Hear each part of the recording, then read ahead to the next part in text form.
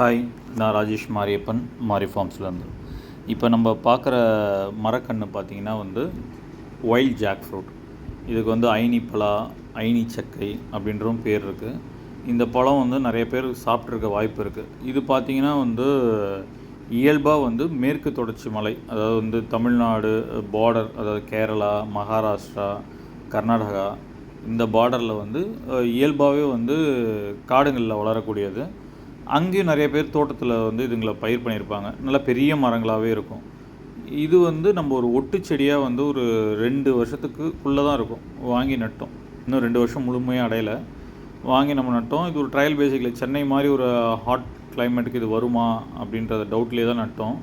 செடி இப்போ கிட்டத்தட்ட ஒரு 10 அடிக்கிட்ட வளர்ந்துடுச்சு. நல்லாவே வளர்ந்துருக்கு. ஒரு புஷ்ஷான வளர்ந்துருக்கு.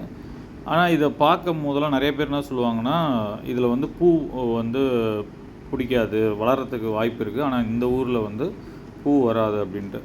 இப்போது பார்த்திங்க அப்படின்னா ரீசெண்டாக நம்ம மீன் அமிலம் ஸ்ப்ரே பண்ணோம் எல்லா செடிக்குமே, மாமரத்துக்கெலாம். அப்போ இதுக்கும் சேர்த்து ஸ்ப்ரே பண்ணும்போது இதுலேயும் பூக்கள் வர ஆரம்பிச்சிது. நான் இது ஆரம்பத்தில் பூக்கள் அப்படின்றத நான் சரியாக நோட் பண்ணல.